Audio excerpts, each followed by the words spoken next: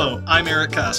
I've invited my friends Greg Talley and Ryan Smith to join me in ingesting fun and bizarre foods. We'd like you to join us too. So come in and open up. It's Junkmouth.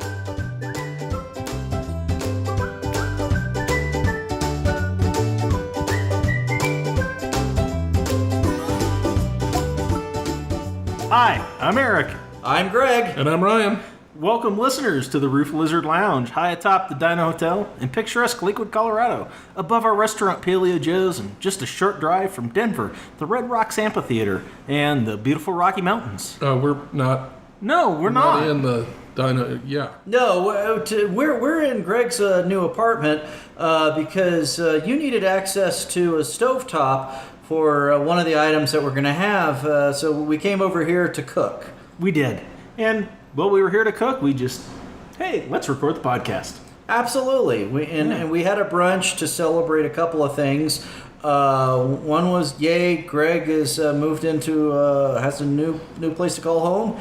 And B, we're celebrating Ryan because Ryan is now a published author. Yeah. And what's the name of your book, Ryan? It's called Goodbye Angel. Goodbye, Angel, actually, if you want to get technical about it.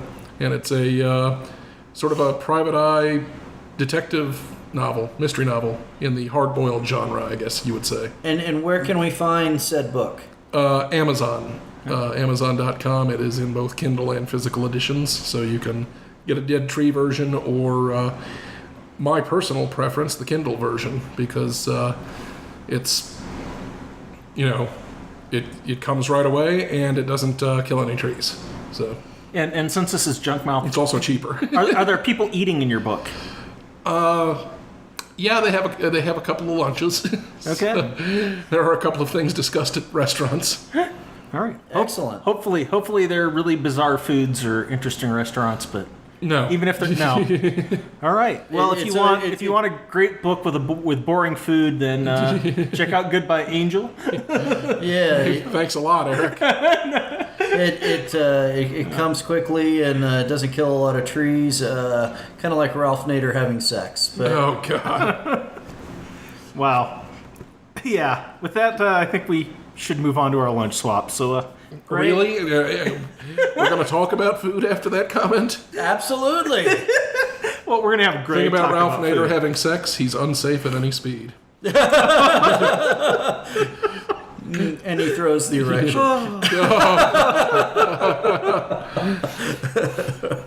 For all you millennials out there who know who the fuck Ralph Nader is, that was a deep cut. That was a very deep cut. Just go look up Gremlins. Yeah. No, Pintos. It was Corvairs. It's Pintos and Corvairs. Yeah. I can't believe I'm stuck between the two of you right now.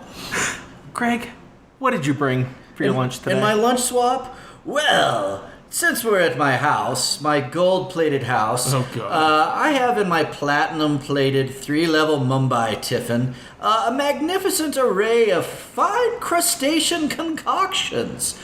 In the top tier is 4-chew lobster and shiitake mushroom. Shiitake mushroom ragu. Now, 4-chew lobster are only available about 10 weeks per year, and Dorothy Can Hamilton, founder of the International Culinary Center, says they are, without question, the very best lobsters in the world. If I can get this to quit jumping around, in the middle tier is a gooey duck caprese salad with white truffle vinaigrette. The olive oil used in the vinaigrette is lambda from Spiraeon in Greece. I have this oil in the bespoke handcrafted case with 2 18-karat gold plates, one of which, along with the bottle, bears the owner's name. He'll never get to read it. In the bottom tier is the barbecue blue shell snow crab ravioli with vodka sauce. And my vodka sauce is made with Stolichnaya Elite vodka, which is in New Zealand. No, it's the New Zealand version. Oh, the New Zealand version, excuse me. Yeah. It sells for over $3,000 per bottle, which is the main point. It doesn't have to be good. It just has to be rare and expensive and somehow cruel. Well, I'm assuming that the guy's never going to see his his olive oil because you murdered him in a Maltese Falcon-like quest to get a hold of it yourself? Just putting someone's eyes out is not murder, Ryan. I mean, yes, it was a hot brand. And you know what? I'd like to point out, while Greg's always talking a great game about how rich he is and how expensive his tastes are. This is the first time I've been to his house. There is a literal burning trash barrel in the living room.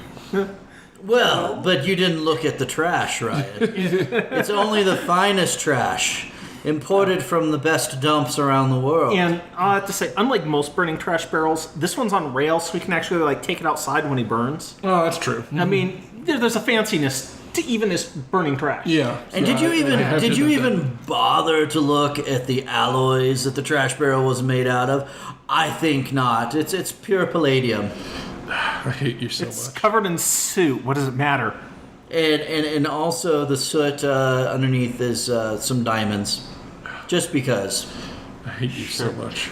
All right. I think I'm going to go ahead and open my Jungle Book lunchbox here and see what I've got. It looks like a container of Boston baked beans. This is the actual beans, not like the Boston baked bean candy.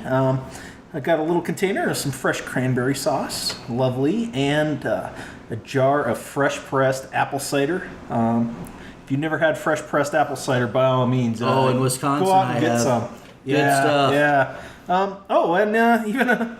Even I made a point of not saying it was the candy Boston baked beans. Well, it looks like I have some of those too. All right. Well, Ryan, what did you bring for lunch today? An empty container of Ben & Jerry's Americone Dream ice cream. Oh, isn't that the one with Stephen Colbert? Yeah, that's the one. And fuck you guys for leaving it on the table in front of me. I mean, if you'd left a little ice cream in it, I'd be happy. But just to point out that I don't have any ice cream, that's like just being an ass. Dep. We put a silica packet in there for you. Fuck you. No apologies. Well, on that note, let's let everyone know Junkmouth is part of the Dino Hotel Entertainment Network of America, or DINA. And we want to encourage you to check out our other podcasts on the DINA network. First, we'll say check out our flagship program. That's the Mystery Science Theater 3000 Revival League, and that Greg and Ryan, along with our friend Kate Page, host that. Or also, you could check out 10 Backwards, and that's where our friends Ron and James watch Star Trek The Next Generation in reverse order, hence the backwards. Kind of obvious in the title. Yeah, so why'd you feel the need to bring it up? Because You're just supposed to I talk. don't think it's self-explanatory. I think it's confusing and less explained. It needs to be annotated. Wow. Let's move on. All right. Well, in that case, it's time to sing for our supper. So, unless Billy Bass has learned some new tunes, it's time to load up the reel-to-reel with that sweet Kevin Murphy jingle. All I'm saying is that enlightenment comes from knowledge, and with knowledge comes understanding. So knowing that it's Star Trek The Next Generation and that Is it's half the battle? 10 backwards, yes. For our listeners who are just rejoining us, I edited out 58 minutes of an argument about this subject. No, I've got 58 more minutes. Shut. No. Greg, Move on. Greg, Okay, we win. fine. We're Roll done. the tape. The next time you travel to Denver, make your journey into one that you'll remember. Don't just sit around and wish when you can have an expedition at the Dino Hotel. Stretch, snarl, growl. All right. Thank you, Kevin Murphy. You're still wrong, Greg. Of course he's still wrong. I mean, it's just, he's Greg. Did somebody tap your knee with a rubber mallet? You having another reflexive reaction over there? You're wrong, Greg. It's along with the eye tick. Those are just involuntary I mean, you were reactions. complaining about Greg stating the obvious and things that didn't need to be said, and then you tell Greg he's wrong. Come on, Ryan. You're right next to me, Erik. I can hit you without even breaking a sweat. You know what? I think it's time to talk about our ground rules for Junkmouth. So, rule number 1, we're going to look for things not widely distributed in the USA. Rule number 2 is we want something that's unique, not just a regional brand of something commonly available. And 3, we're going to fit each week's food to a theme. And this week, we're going to New England. So we're going to go northeast U.S. and take some of the popular foods from that area of the country. Pak the Ka and Harvard Yard. Shut up. Red Sox. What else? More racist than you'd think. Wow. Yeah, they're that. Yeah. Revolutionary War, Paul Revere. I got nothing. Yeah. Goodwill And Hunting. There we go. Finally, we all have the option to take one pass card every week if there's something we absolutely just want to refuse to try. So with that, let's move on to our eat segment.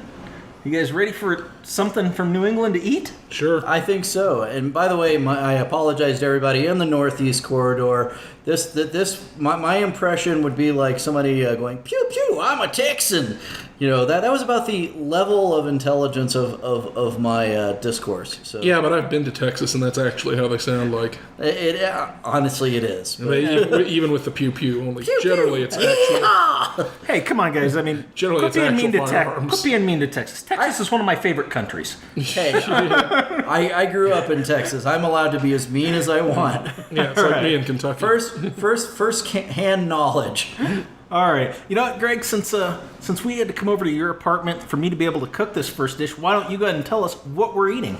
Oh, I'm going to pull this plate of deliciousness here. We have hot off the griddle some Fluffernutter sandwiches. That's disgusting. No, Grilled Fluffernutter sandwiches. No. Let's be clear. Fluffernutter. It has nothing to do with the industry you're thinking about. This is just a peanut butter sandwich on cheap white bread with marshmallow fluff. Oh, thank Christ. Okay, no, don't go there, Ryan. Just don't. But we're gonna. You did when you said that name. Whoever named it that's the person who went there. This predates that other term that will remain nameless that you're talking about. Fluffer or Nutter? This is a Fluffernutter. We're gonna go with Fluffernutter and dance around this subject. We still See, what I'm talking about is a person in pornography whose job it is to keep the male actors in a state of arousal. Please edit that out.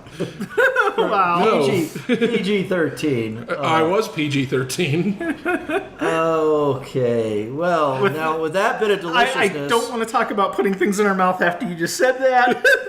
But Well, unfortunately, that's what we're about to do. So let's pick up this white and sticky sandwich and. My mind hadn't even gone there. Oh my God. My mind immediately went there Yeah. the moment Ryan started talking. I'm sorry. It sounds like a sex act that's illegal below the Mason-Dixon line. Well, that would And be it any contains sex something- act below the Mason-Dixon line. One thing to know about this is this sandwich contains something called marshmallow cream, which doesn't help.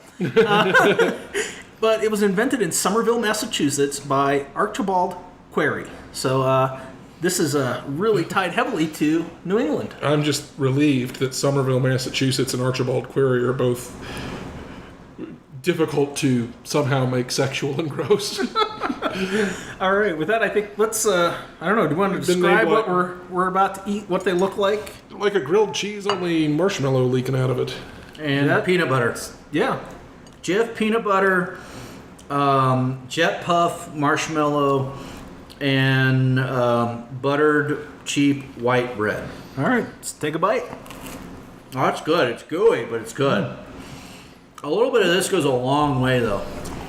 I mean, Yeah, it's this really is similar sweet. to the Elvis peanut butter bacon sandwiches we had. Those were much better. Ryan, you're dripping your computer, Jesus. just FYI. Oh God. I don't want you to get Here, Fluffernutter. you seem to have the leak On your electronics. Yeah, this Have thing some is plate. leaking melted peanut butter. Here's the thing. I am a fan of warm peanut butter like this. Yeah. I'm a fan of toast. I'm not necessarily so much a fan of marshmallow, although the marshmallow isn't overpowering at all. No. No. This is good, but I think it'd be just as good without the marshmallow. Actually, honestly, I'd probably prefer it without the marshmallow. It's a little more sweet than I would care for. But I'd eat this, and I am eating this, and it's yeah, fine. I'm eating it. It's okay. Okay, It's good. It's not my go-to food, but I'm going to finish this. Yeah. It's delicious. And here's something about jet puff marshmallows. I have vegetarian children. And the way we are able to make s'mores is unlike most other brands of marshmallows that use some kind of gelatin, either fish or beef, which is an animal byproduct. This is a... You think? You think. Yeah. Not many people realize that, but most... That fish or beef is an animal byproduct? Everybody realizes gelatin. Most people don't realize that gelatin, is basically hooves and other things rendered down so that the protein tissue can make stuff like Jell-O and I've marshmallows. always known that. I think my dad told me that when I was 5. Well, some people don't. Some people don't realize that. They don't make the connection with the food. But Jet Puff Marshmallows has 0 gelatin in it, and you can make a decent s'more with it. And if you get one of those open little trays rather than a marshmallow stick, and you can actually toast this stuff open face on a graham cracker and make an amazing s'more. It does turn out that in place of the gelatin, it uses condor heads. Yeah, but condor heads are delicious. Huh? So, what do we want to rank this? Where do we fall, Greg? I noticed Ryan, for all his bitching, finished his. No, I said it was good. Yeah. I said I'd be just as happy without the marshmallow. Okay, you got the saltiness of the peanut butter. You got the sweetness complementing it of the marshmallow cream, marshmallow fluff. You got the soft, pillowy, buttery bread, adding the crispiness to it. You add all those things together, it's just an amazing flavor combo. I'm giving it 5 out of 5 greasy wrappers because if someone put this in front of me again, I would eat it. If I probably wouldn't make it for myself, but for what it is excellent. Yeah. A couple of things knock this down from a perfect 5 to me. Number one, like I said, I'm not, I don't care one or the other about marshmallows. I don't think it necessarily detracted, but it would have been just as good without it. But what's really going to knock it down is just the messiness. I don't like messy foods. I don't like, And I got to point I'm out, the guy who has to have a stack of 58 napkins at the barbecue. I hate having food gunk on my hands. well, and we got to point out that both Ryan and I have facial hair. Yeah. So eating melted peanut butter and marshmallow fluff is not ideal. No, I've never, even when I was a kid, I don't like having messy foods and foods that I have to sandblast my hands after. If I eat a pizza, I go wash my hands in hot water afterward because I don't want the pizza dust on my hands. I also wear Kleenex boxes on my feet, and I used to date Katharine Hepburn. No, that's Howard Hughes. Oh, okay. But no, I'd give it a 4.75. It tastes really good. It's really, really good. I love peanut butter, and if you can toast a peanut butter sandwich, I'm there. It's just the mess is what knocks it down about a quarter point for me. By the way, Spencer Tracy also wore Kleenex boxes on his feet. Little known fact is that you weren't going to date Katharine Hepburn unless you wore Kleenex boxes on your feet. It was if you wanted to get to Kate, you pulled out the Kleenex boxes. That's why Jimmy Stewart never managed to get her in the Philadelphia Story. No. Cary Grant, Kleenex boxes all the way. That's why they never filmed him below the waist. That's why they call it a 3 tissue movie, because you had to empty out the Kleenex boxes. Wow. Okay. Well, I'll say I'm normally on the non-grilled version, which is I've had before a Fluffernutter that wasn't grilled. I wouldn't care for I grilled. did not care for the ungrilled Fluffernutter, but I've got to say when this thing has been grilled, that adds a lot to this sandwich. I think it makes the sandwich. I can't imagine liking this that much non-grilled. No, it wouldn't be care good for it at all. The butter making the bread crispy, added in with the marshmallow cream and the salty peanut butter. Well, perfection. And just the umami flavor. Remember, I talked about the Maillard reaction on one of our previous episodes, and that flavor that you get where it's grilled on the bread. Without that, this dish would fall flat. It does. I've had it. I don't like it at all. I've had it before too. Pretty much. This is good. I don't think it's great. primarily, I think it's an ingredient type of thing. I think if you you got like some artisan bread to step that up, and I know anybody from New England's going to think this is sacrilege. Crunchy peanut butter. Give this thing a little more texture. I think it'd be too much. Soft and mushy. I agree. Yeah. Well, I like some more texture. You agree with Erik? You agree with I me? agree with you. Yeah, and I generally prefer crunchy peanut butter if I'm eating it just regular, but if I'm gonna warm it up, creamy all the way. But well, I'll say those couple things. I think texture-wise, with a little higher quality bread, and maybe the peanut butter, it might depend. If you had some enough texture in the bread, maybe you don't need that. If you did those things, I think you could get up to a 5 with this, but I'm going to go 4.5 as is. Yeah, like I said, I think it's really good. It's just the messiness. I don't particularly enjoy the Fluffernutter squirting hot cream all over my hands. And we're not going back to that other topic. What other topic? Exactly. So this is a messy sandwich. Yeah. And I don't like messiness. But I'll say we've all kind of liked this, and if our audience wants to try this out, you got something coming up October 8th. If you're listening to this even close to release time, that should give you enough time. You could actually have a Fluffernutter sandwich on National Fluffernutter Day, October 8th. Or you could just make one whenever. Yeah, you could, but I mean, it would be extra fun and special to do it on National Fluffernutter Day. No.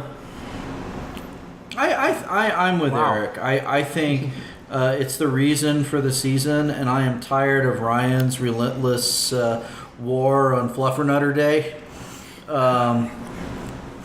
It's just the crass commercialization of it that's getting me down. It seems like every year we're celebrating Fluffernutter Day earlier. You go to the store and you see the Fluffernutter Day decorations up in June now. Season's greetings, I think not. You say the traditional, why don't you bust a gut and have a Fluffernut? I mean, that's why the holiday is celebrated. Fluffer is right there in the dear God, I walked myself right into that. Moving on. What else we got, Erik? Well, now I think we let our listeners know if you want to send some hate mail to Greg or some erotic fiction to Ryan about him eating these crazy sandwiches, you can contact us. You can go through email. We're junkmouthpodcast@gmail.com. We're on Facebook at facebook.com/junkmouth. We're Twitter. We are junkmouthpod. Or if you really want to help us out, leave us an iTunes review. And with that... What's next? Throbbing pole soda or something? Next is accentuate the positive. Okay. Just want to make sure everything isn't going to be grossly suggestive today. I hope not. It wasn't intended to be. So we're on to accentuate the positive. This is where I highlight one of the many joys in life that make it just great to be alive. And this week I'm going to talk about one of my favorite Boston-based inventions, the microwave oven. Oh, really? Yeah, this is Boston-based. It is. In 1946, Dr. Percy LeBaron Spencer was working for Raytheon Corporation, and so one day in his research work, he had a candy bar in his pocket and found it had melted, and that was the microwaves from the experiment he was working on had caused it to melt. Wait a minute. He had it in his pocket. He had a candy bar in his pocket. And he was working on microwaves. He was working on a device that created microwaves. So he was slow cooking himself. Yeah. He would have been. If he had left it on the counter, that'd be one thing. Like, bye, George, this thing I left the experiment in. No, he's in the middle of the room full of microwaves.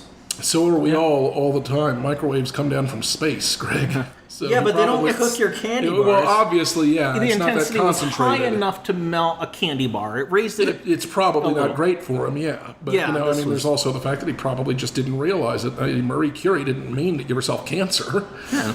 Yeah, it's a case. You don't know these things yet. Well, she shouldn't have been eating uranium bars. And no matter how delicious they were as a candy bar. Sometimes when you're dealing with something this new, some of the safety things that need to be brought in aren't recognized right up front. And this would have been one of those cases.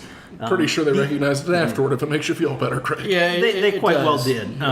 Fortunately, that tinfoil suit he was wearing.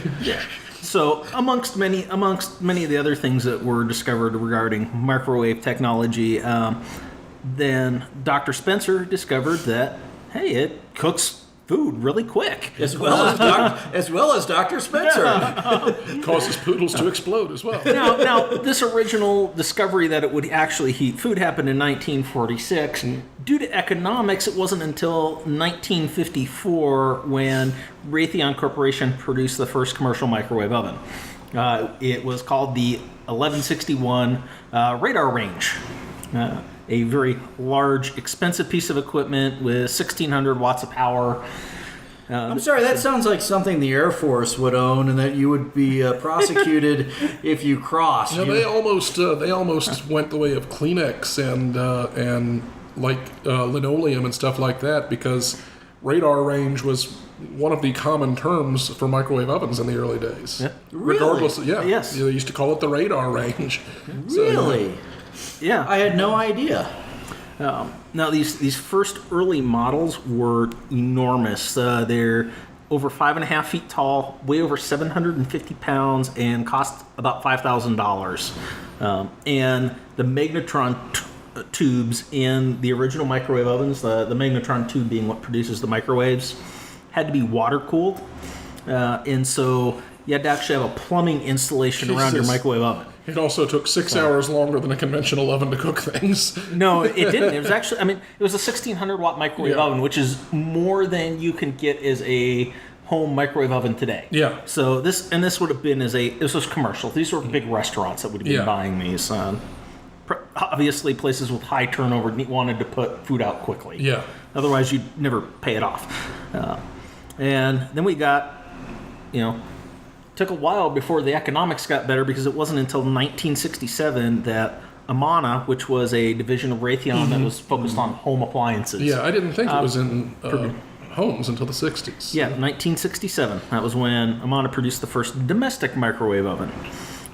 But they obviously came up pretty quick, and in 1975 we had more microwave ovens than we had gas ranges. It just took them figuring out how to scale this thing down and turn it into a box commodity. I mean, once it made the leap from wholesale industrial to home use, I mean, that's a pretty natural But progression. even if you look at the commercials for the early microwave ovens, they're not wall-sized or anything like that, but they're pretty damn big. Yeah. I mean, you fit a turkey in those suckers easy. I know my grandparents had one of the old ones With the dial? The dial on it. Wood yeah. paneling for some reason? Yes. Yeah. Yep. Why?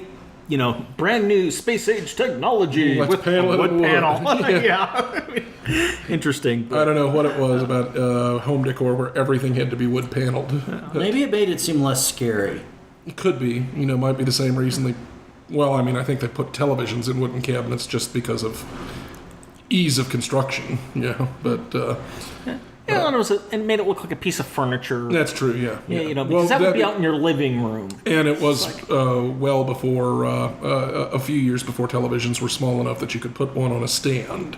Yeah. Or where it was an appliance that sat on top of a piece of furniture. I mean, it was like the old radios where it was taking up a wall of your house basically. Well, and now today you see over 90% of American households have a microwave oven. And a recent Yankelevich Partners study found that Americans ranked the microwave oven as the #1 technology that makes their lives easier, ahead of telephone answering machines and ATMs. Really? Yeah. I would say the Salk vaccine. That's what makes my life easier. That's the #1 thing that makes my life easier. No polio. Yeah. Well, in terms of something you use every day. I use that every day. I haven't gotten polio today yet. Yeah, but you're not actively interacting with it. It's the things that come to people's mind. This is a case where there are a lot of things where, there are things out there that could definitely kill us, and the technology that prevents them. And you could take any of those are more important than something that is a convenience item. Yes, you could, and you'd be right. Okay, let's set aside general health and welfare and talk about an appliance that is just there for luxury and ease of use. The Fluffernutter. Which could be cooked in a microwave range. Yeah, you wouldn't get that nice crispy Maillard reaction on the outside. Have you ever? No, I was assuming there was a device called the Fluffernutter in your drawer, Greg. I'm not touching that comment. Have you ever used a convection microwave? Those are amazing. And those are in commercial restaurants, particularly like Starbucks and sandwich shops. Mm-hmm. And it combines the heat of a convection oven with the speed and ease of a microwave. Really? So that's why your sandwiches and paninis come out toasty and crispy. And not, when you microwave something, it can dry it out or make it rubbery. Mm-hmm. Yep. I would like to see those kinds of ovens go into homes. Because they're phenomenal. You can have like a crispy. You could in a convection microwave have a crispy Fluffernutter. I'd love to get a microwave oven that could actually function to crisp food, because that is one area where it falls down. It definitely is. I wonder how long it's going to take for those to be a widely distributed household appliance. Right? I don't think there's a demand for it unless the industry decides there should. I see in your notes here, it says one of the key benefits of the microwave was that kids could prepare food safely. I would say one of the key detriments to the microwave is that kids no longer know how to actually use an oven, how to actually prepare food. They know how to heat it. Yeah. Well, there's definitely some truth to that. It's created both latchkey kids and made it easier to stay in front of the video games and things like that, because you can heat up a Hot Pocket and be right back to gaming in about 10 seconds. Yeah.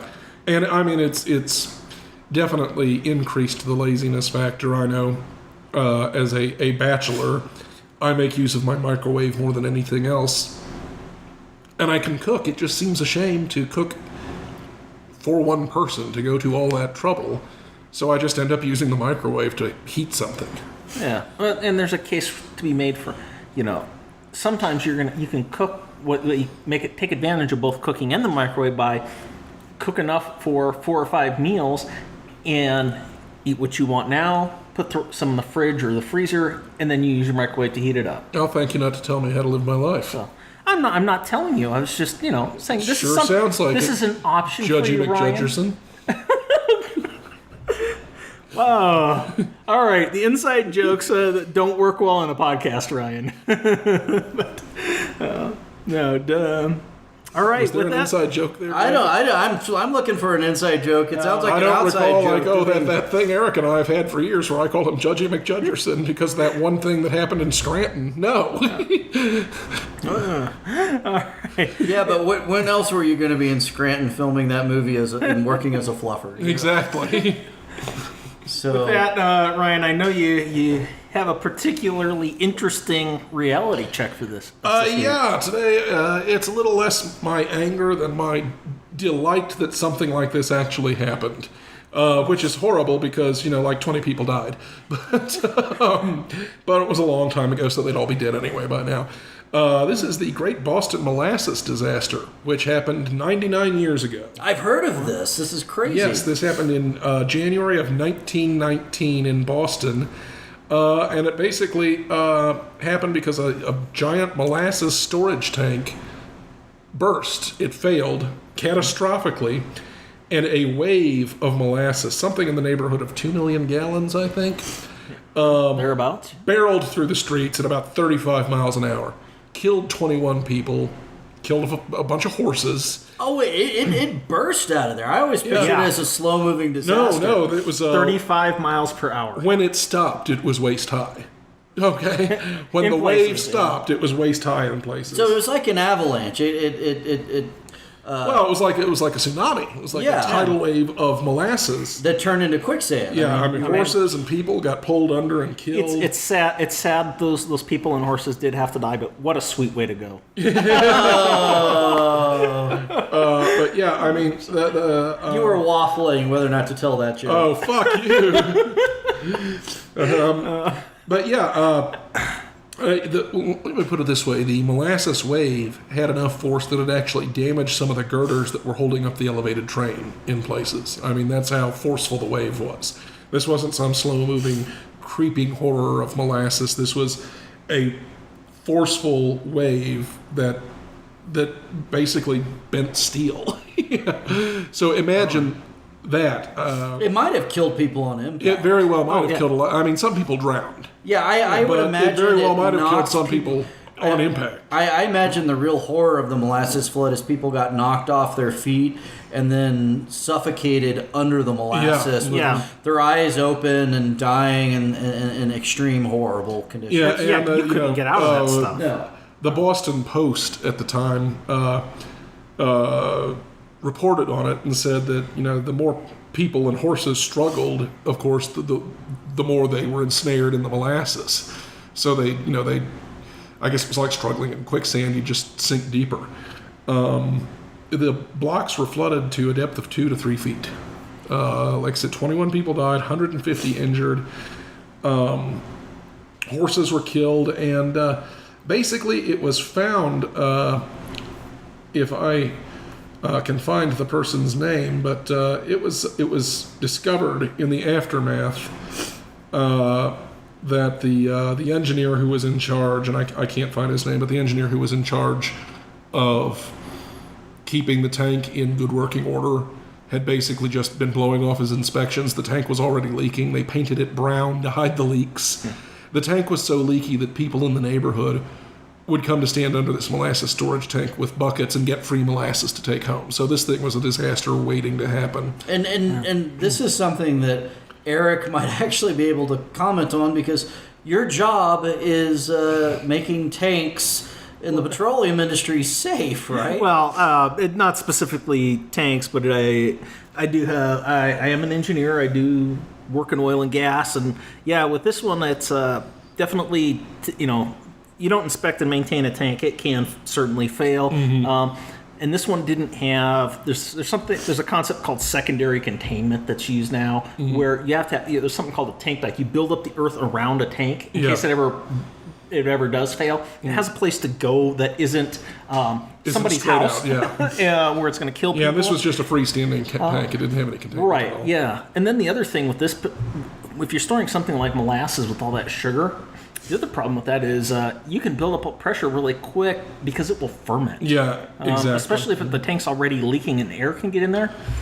So there's a good chance that this molasses was fermenting, trying to turn itself into rum. Yeah, and this tank had also only been filled to capacity 8 times since it was constructed, and that, according to the investigation, put the walls under what they called an intermittent cyclical load, which apparently is bad. Yeah. I'm also reading off of Wikipedia here that it says it took 257 million pancakes to clean up the disaster. Oh, fuck off. Residents of that neighborhood for decades afterward would insist that on hot days you could still smell molasses like rising from the sewers. Oh, I don't doubt it. Yeah. I bet it got into joints and into drywall and everything.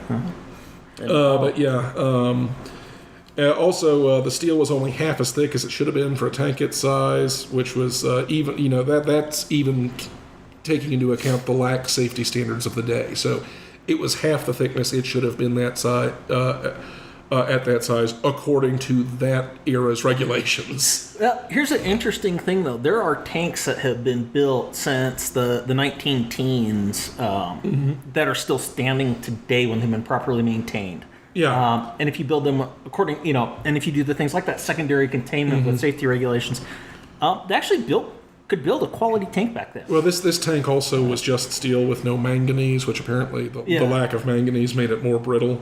Yeah, there's definitely quality standards that were not enforced at the time. There were no regulations telling you had to build your tanks to this standard or that standard. And weirdly enough, this isn't the only U.S. Molasses disaster in this last century. Like 2-3 years ago, we had a molasses pipe break in Pearl Harbor, Hawaii. In Honolulu. A day that will live in infamy.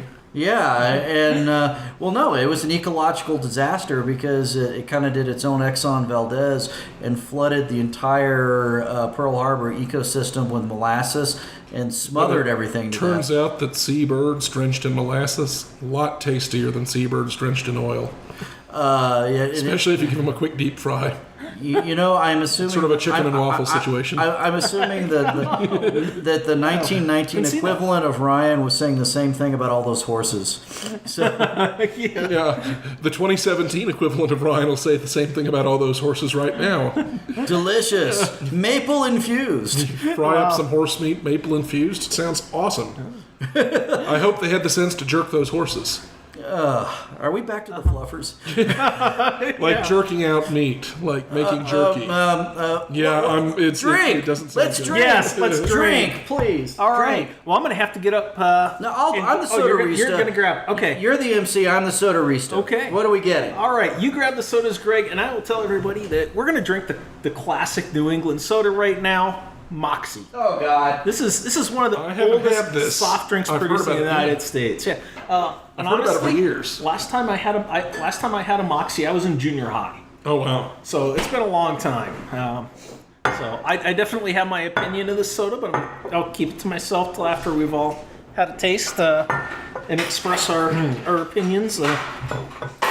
So I don't know if I like Don Draper on the front here pointing at me. Yeah. It is. Yeah, I prefer to do that instead of you waving a sharp implement at my exposed hand. All right. This is the official soft drink of Maine since 2005. Okay, I went and got it's not a twist cap. Just easy. I went and got a bottle opener. That was what Ryan was referring to with the sharp implement. By the way, I just want to mention that we recorded the Revival League podcast earlier.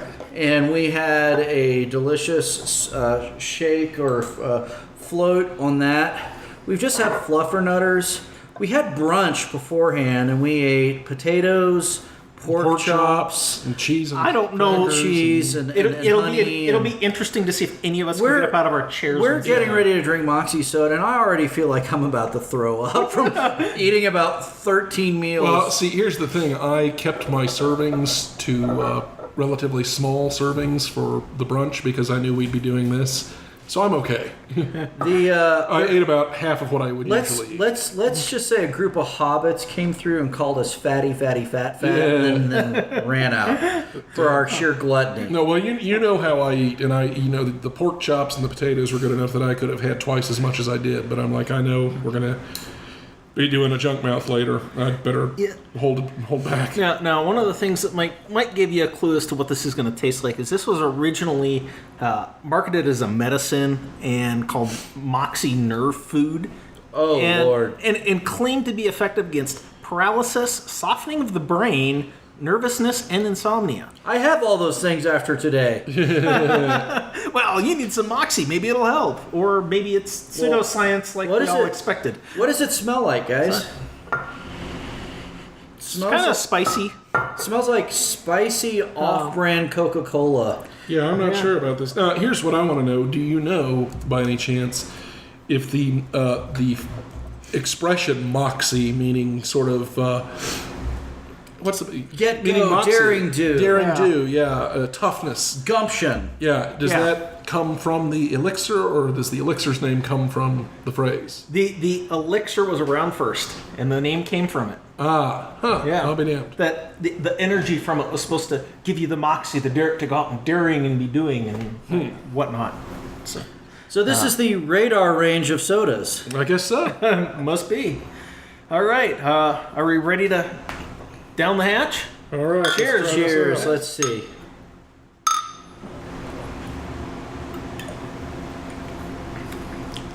Not as bad as I had been told. Yeah. Fuck this. I don't think it's going to be so bad until the aftertaste hits. Yeah, that's that. It tastes like aftertaste I remember aspirin or something. Yep. That's exactly what the aftertaste. It's like. I don't mind it. It tastes like slightly flat, slightly stale Coca-Cola. That's the thing. At first I thought, oh, this is just sort of a weak Coke. And then that aftertaste hits.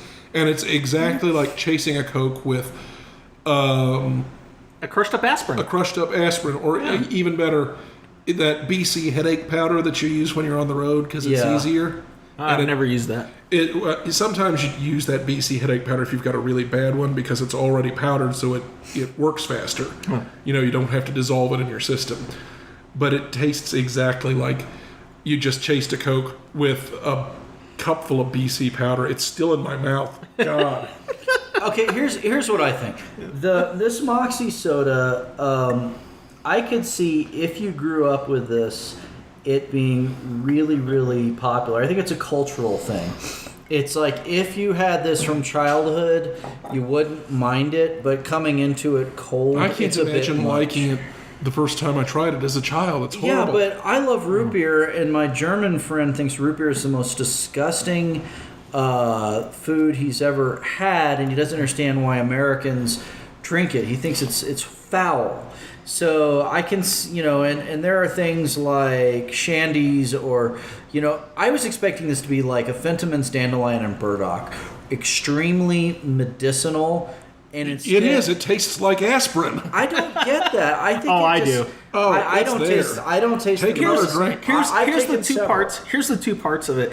I think the front taste when you first get this, I actually think it has it's a nice, It's okay. spicy, almost like a holiday kind of spices soda that tastes really nice. I think it's really good. But then as that starts to fade, you start to get your tongue starts to tighten up a little bit. Yeah. And then it tastes like you just stuck your tongue in the aspirin jar. Exactly. It's like they're softening you up for a punch to the nuts. It's horrible. I am Exactly. so full. Maybe I'm not able to taste this. I'm It's- like. I don't know how you Vile. couldn't. It's Vile. it's honestly it's not as strong as I remember it. I don't think it's as strong That as I was first drink was expecting. strong for me. The aspirin taste. Yeah, I knew it was. I knew it was going to be kind of a bitter herbal soda because I've had plenty of people warn me about Moxie through the years, or delicately put it as it's an acquired taste.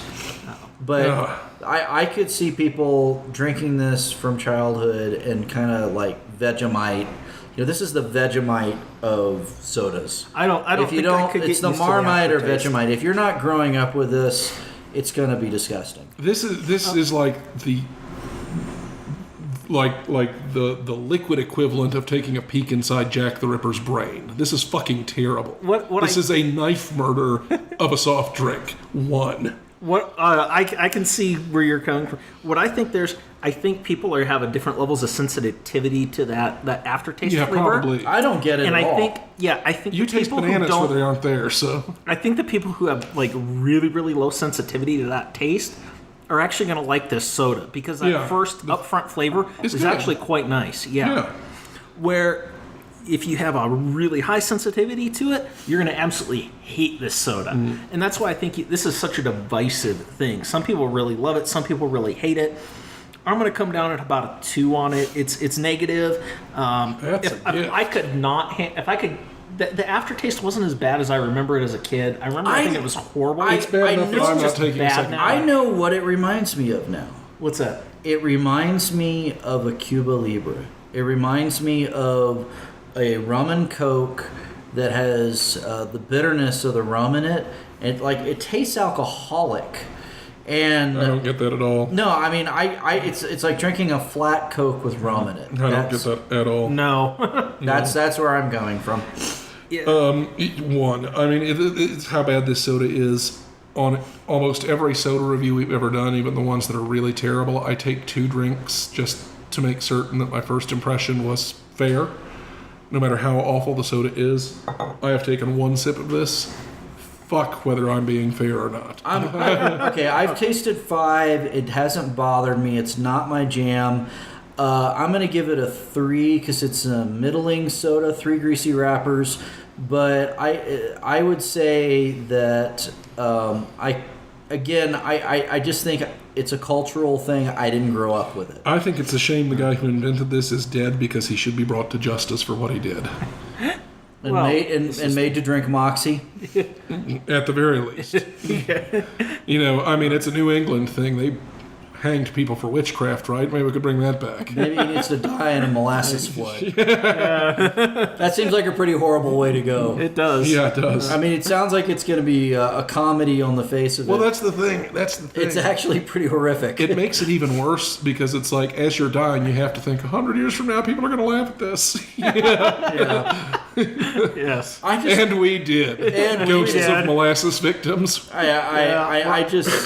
I just know that when I go, it's going to be in a comical way, and no one will ever remember anything I ever did. I'm pretty sure I'm going to be in my car and get rear-ended by a suppository. Oh yeah, I've made my peace. I've made my peace with the fact that when I go, it will be in a way that is so comical that even my mother will laugh when she hears it. Yeah. I've made my peace with that. I would actually think I'd rather go that way and leave people behind with something positive to remember instead of just. So, Eric, what did you give it a rating as? I said 2 greasy wrappers. So 1, 2, and 3. Yeah. And honestly, it's like if I were rating the front taste of this would probably be like a 4. And if I were rating the aftertaste, I'd be with Ryan at a 1. So I gotta ask, guys, as the Sodarista, normally we leave the breakdown of the podcast till after we're done recording. Would you like me to go ahead and pour this down the sink? Yeah, and curse it. All right. My wife's here, so she had mentioned before that she might want to take a drink of this. I think we need to leave at least one bottle sitting aside just in case she hasn't changed her mind. I need to clean out my plumbing, so I'm going to go ahead and pour the others down the drain. And by the way, Greg's Tales of the Stupid is that I'm stupid full and I had to drink a Moxie. That's it's simple. So let's move on to Be Merry. Yeah. Okay, well, you know what? In order to move on to Be Merry, we've got to let you finish dumping sodas out. But I'll start talking about what we're going to have.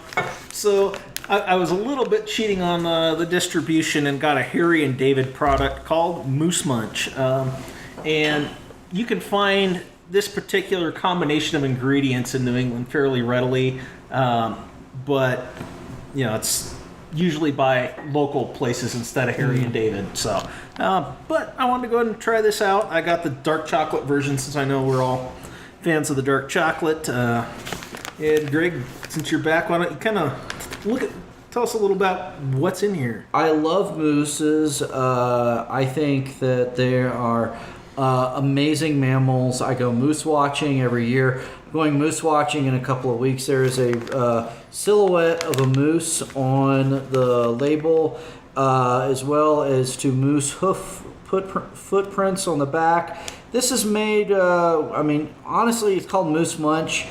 Let's not mince words. This is normally called moose poop. This is a popcorn concoction that is sold in a lot of gift shops. Not just in New England, but anywhere where the mooses have been found, like in Colorado.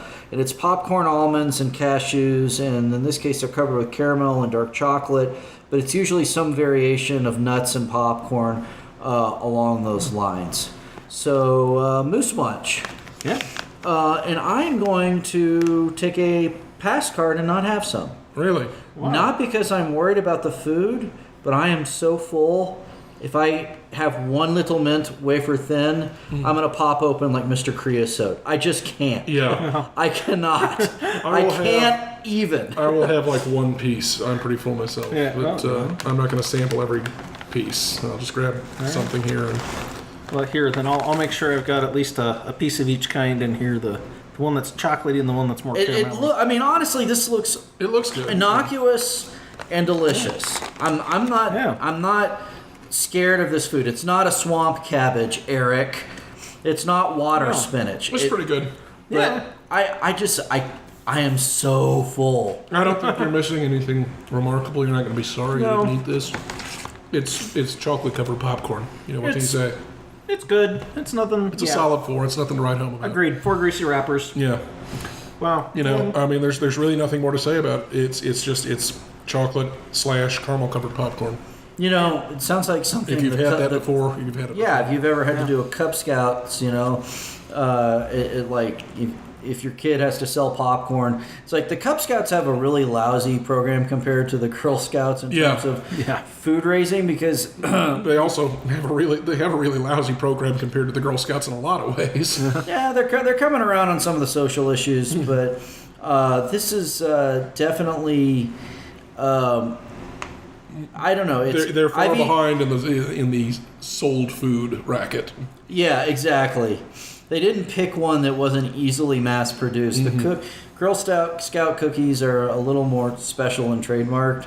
Anybody can make popcorn and call it Moose Poop or Moose Munch. What is this, Moose Munch? It's called Moose Munch. Yeah. Moose Munch. Yeah, you have the feeling that some of the Boy Scouts like food sales stuff. It's just like some scoutmaster named Gary came up with it just, so he could go back to his cigarette. Like, yeah, fine, chocolate-covered popcorn, go fuck yourselves. Oh, man. Wow. I've been involved in many popcorn sales through the Scouts. Yeah. It's miserable being the popcorn czar. They actually, it's the popcorn kernel, I think is the first. Oh, Jesus. wow. So, it's not a That's racket. an insult to our military. Yeah, well, and to the poor bastard who gets titled that. We're going to make you a tortured pun. yeah, that sounds like they left me in charge of the program. Oh, man, I'm full. Thanks, Erik. I'm pretty well stuffed myself. Thanks for taking us on this journey to the wonders that is the Northeast. All right. Well, you're welcome. I will also say, quit saying mooses. That's just moose. I love mooses. I'll say mooses. I'll say Mises. I love Mises to pieces. Yeah, I believe I hate Mises to pieces, and it was referring to mice. It was, but Get your cartoon quotes right, asshole. It's Top Cat, Hanna-Barbera. Don't try to out-animation me, bro. I'm just saying. I will throw down. If you're, that's like quoting scripture wrong, man. You just don't do it. Unless it's done ironically in a playful way. No. Playing with the language a la Shakespeare. Because I'm really the Shakespeare audience, of this podcast. Please, somebody come help me. Rescue me.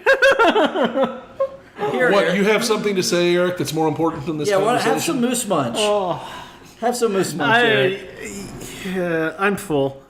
I'm full. Let's get out of here. All right, let's talk about... We did have some nice grilled Fluffernutter sandwiches. A good start to the podcast. Yeah, followed by... except for the inherent messiness of that sandwich, that's a solid sandwich. Yeah, and then we had the Moxie soda that seems like it's going to be really nice right up front and then punches you in the groin. Yeah, just disaster. Just awful. It sneaks up on you. It's like a crotch punch of a soda. It's like someone coming up to you and saying, "Hey, I noticed this $20 bill on the street. Did you drop it?" And you think, "Hey, $20." And then he says, "By the way, your whole family's dead." That's what this soda is like. Yeah, that's about right. And it's awful. And we finished up with the dark chocolate Moose Munch, good but nothing special popcorn and nuts. You guys have any final thoughts, Ryan? I liked the sandwich. Everything else was either torment or So, sandwich is a little messy, but wouldn't mind eating it around a campfire or something. All right, good. Stay away from molasses floods. They will bend your girders and drown your horses. Yeah, and with that, I'm just going to say goodbye and try to get out of here as quick as I can. So remember, until next time, eat, drink, and be merry. Peace out. Bye.